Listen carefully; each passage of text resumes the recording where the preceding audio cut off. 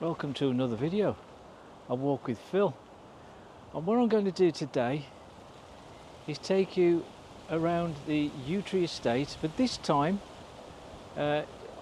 it's the south side of the green side, Thorncroft side of the Yew Tree. The last video I did the other side where the shops were on Redwood Road.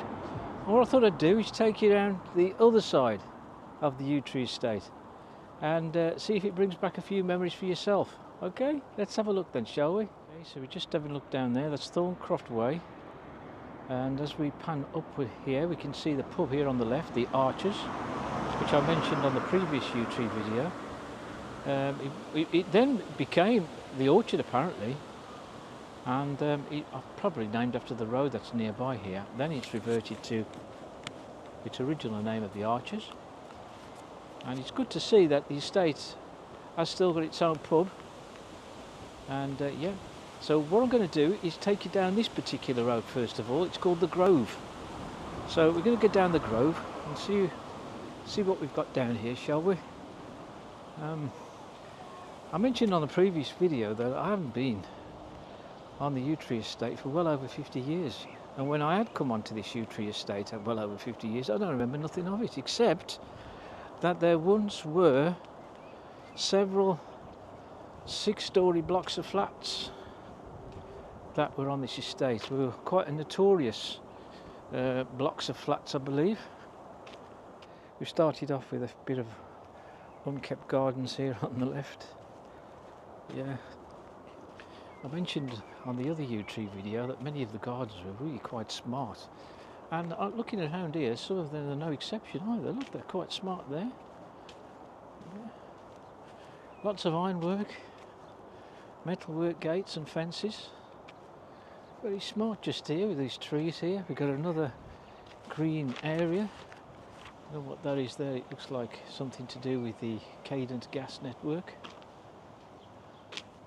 There's a few here on my left that I know many of you don't like to see the frontages of some of these properties. It's always used to be well kept lawns and flower borders, but now people have times change, and if they need to put their cars off the road onto drives, and so many of the frontages have disappeared now and replaced with these brick pavers and fancy tarmac and slabs, that kind of thing. It looks smart enough in many instances, of course, and yeah, but these need a bit of TLC, I think. There's one or two there. Yeah, and people have said that it can cause flooding, can't it? You know, the water's not draining away efficiently anymore, and one of the reasons you get a lot of local flooding. But I don't personally. I'm not in. I believe that, but that's what's been said. You know, a street that's very well blessed with trees, and yeah, funny enough, the Grove is another one of those roads that's not named after a tree. This one's for sale. Long frontages. You get that with a lot of council properties. A lot of long gardens, but of course they were just longer lawns to cut, weren't they? Someone's having a bit of work done here, I think. I'll skip next, I'm sure. Okay, just have a quick look over here on the left there. That's where I've come down from the top of the Grove. Yeah, we've come to the end of this road, the Grove, and what I'm going to do is just take you down here, which is Brackendale Drive. Now Brackendale Drive, I believe, was the site of those several blocks of 6-story properties that I remember back in the day, those tower blocks.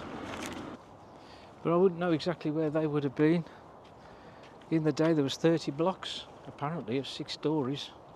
And 6 of those 6-story blocks contained 180 dwellings. Yeah, so... And that's... I do remember one of my relatives living in one of them, and they were dire to say the least. And of course they were always associated with crime and antisocial behaviour, and so in the end they were bulldozed. And again, I don't know, I'm guessing it was around about the 1990s. I look over here and I see all these new type properties there. I take a guess that maybe they could have been the sites of those tower blocks. And so yeah, they got bulldozed, and they stopped creating these high rises for a time. But suddenly they tend to be making a comeback now, because they're becoming a luxury type of building, and people are paying thousands, millions in some instances for a penthouse. Okay, so there you go, up there, round there. I'm going to go this way, back down on myself. One of the ones I remember of those tower blocks was Bermuda Mansions. Yeah, Bermuda Mansions. That was still around in the early 90s. As I can remember it, perhaps it was the most notorious block of them all. There's Broom Road over there. Okay then, so we've had a quick look down that end of the Brackendale. We've come out of the Grove, and now I'm going to the right of the Grove. Over there is Spruce Road. There's not one single house over there that's got any frontages left. They've all got their cars on there. But we'll go a little bit there on the corner. This is a wide walkway. We've got a pathway here and a pathway there. Here, there and everywhere we have trees as well. This looks like some kind of adaptation. These rails here. Disabled adaptation. Is Erica Road just there on the corner. No through road leads to Brooklands. Those are the elderly type residence properties there with their gated communities, lots of metal gate work all around them. As we climb a little bit of a hill here, it's usually tend to have been quite flat. There's a detached property there.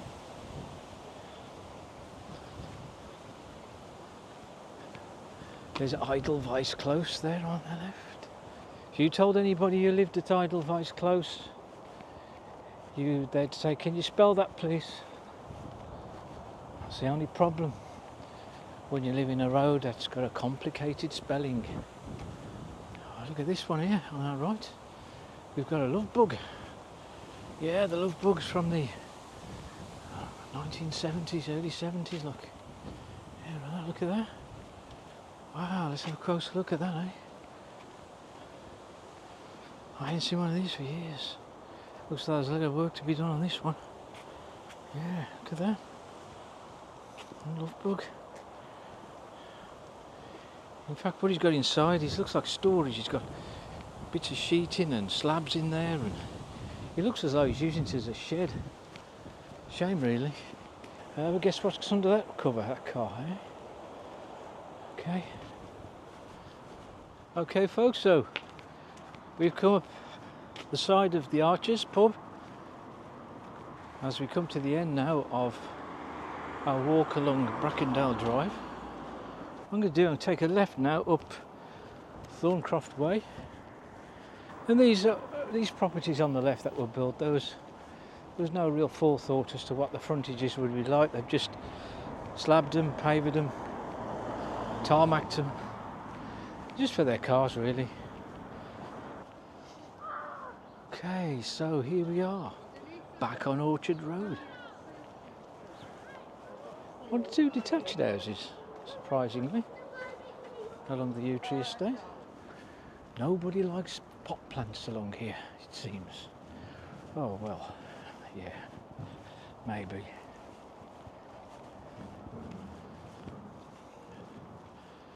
There's Redwood Road over there, which we saw on a previous video where the shops were. Well, if you could call them shops. The convenience stores were there at least. And if you wanted your nails painted, at least you can have that done as well. What we're going to do now is we're going to take a left here and we're going down Orchard Road. Another picturesque sounding name of a road that probably doesn't contain any orchards as such, but it does have trees again. Okay, this is Fir Tree Drive and a big green island there. I know Orchard Road is quite a long road. I think it joins something called Woodruff Way. Now, is Woodruff the name of a tree? You'll have to look that one up. As we've said many times, the yew trees estate streets and roads tend to be named after trees, but we have come across one or two that aren't. Woodruff might be another one. This one, sadly, is a little overgrown, this garden, and the garage is kind of in need of some repair as well. There's Lupin Grove over there. That looks very new and modern. Lupin Grove. Okay, very smart properties there on the left, just over there. And yeah, all tarmac frontages here. Lots of this metalwork, iron railings, a lot of trellis work going on. Okay, you can see the motorway just ahead of us, just above one of the houses there, in front. Yeah, M5, M6, something like that. Okay. This was once a lovely green verge here on the corner, but now look, it's a muddied path now, a bit of a shortcut for cars, I think. But we're going to continue our long hike along Woodruff Way. It's Painswick Close. No, it's Painswick Close then. Is that a road up there? That's a caravan. Yeah, it looks like it's Painswick Close for pedestrians, I think. And just over here, ahead of me, there's a road that goes somewhere. We're at the top of a bit of a slope here as we walk downwards. Look at this gated community here. That's cost some money. They don't let you come to the front door, because they've got a post box there by the front of the gate.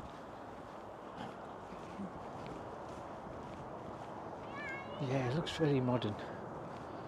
Looks like there's a more modern feel to it around here. This is Mistletoe Drive. Just have a look up there, there's Mistletoe Drive. This is a neighbourhood watch area. Anybody watching me? Well, their gardens have disappeared on the front of these. Lonicera Close. Lonicera Close. Now that might be a Latin name for a tree, but that's another name. But just beware that if you ever decide to buy a property up that road, you're going to have to spell the name of your street every time you announce it to anyone. Lonicera. Is that with an S or a C? I mean, I don't know if I'm even pronouncing it right. Yeah, have you noticed these houses on the right? All these cars are on the drive. As I mentioned in another video, you know, the amount of cars on drives. You think, well, does anybody go to work? You know, it's just an observation. But I mean, there might be lots of reasons for it. You know, people have retired now, and of course there's this proliferation of working from home. But you know, I mean, look at those over there. Loads of cars on those drives. Anyway, we're in Tenacitum Drive. I presume that's Latin for a tree, or is it Latin for a spider? I don't know. That's another one you're going to have to spell. Just have a quick look up there behind me. Yeah, I'm just walking along Woodruff Way now. It's surprisingly how smart and swanky it kind of looks here on Yew Tree. They're all new properties for sure. And yeah, and it's been fairly quiet as well, which again surprisingly here on the Yew Tree. It does look like a couple of those multi-storey blocks ahead of me in the distance. Pimpernel Drive down there on the left. I don't know what the crime rates are like around this estate. I suppose it gets its fair share like many housing estates. But nearly every lamppost I'm seeing along here has got the neighbourhood watch area. You know, every lamppost actually has got it on. So you can't fail to see that it's a neighbourhood area.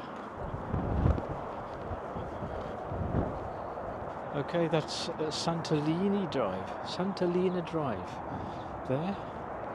Yeah. They're getting very Latin now, these roads. Just to my left there we've got Wolfsbane Drive. Wolfsbane? That's definitely the name of a tree or plant or something. Or a herb even. Yeah, Wolfsbane Drive up there. Council are kind of neglecting this little bit of area, aren't they? Good old Honeysuckle Drive. There's always a Honeysuckle Drive somewhere. Sounds idyllic, doesn't it? Honeysuckle Drive. Round here, off to the left somewhere, there is something called the Medley Inn. Now I'm not sure. There's the number 45 again.